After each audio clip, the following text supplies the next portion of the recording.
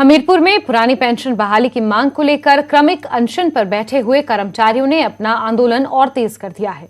अब कर्मचारियों की ओर से घर घर में जाकर दस्तक दी जाएगी और सरकारी और गैर सरकारी कार्यालयों में पोस्टर भी लगाए जाएंगे।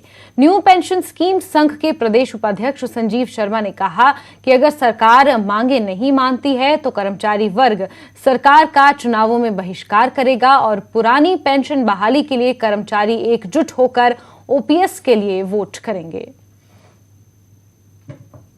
हम हर एक मंच से यही मांग कर रहे हैं कि सरकार हमारी पुरानी पेंशन को बहाल कर दीजिए। 1.5 लाख कर्मचारी और उनके परिवार वाले इस बार केवल और केवल ओपीएस के लिए वोट करेंगे।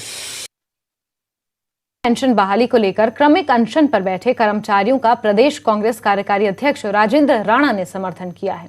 राजेंद्र राणा ने क्रमिक अनशन पर बैठे कर्मचारियों से संघ से राजेंद्र राणा ने मुलाकात की और आगामी दिनों में प्रदेश में कांग्रेस सरकार बनने के 10 दिनों के भीतर ओपीएस लागू करने का आश्वासन दिया।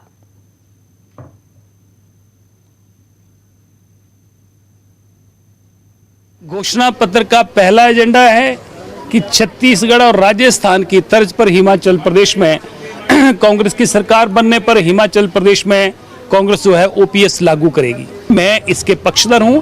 हिमाचल प्रदेश की कांग्रेस पक्षधर है और छत्तीसगढ़ राजस्थान की तर्ज पर हिमाचल प्रदेश में हम लोग सत्ता में आने पर जो है वो ओल्ड पेंशन स्कीम को लागू करेंगे।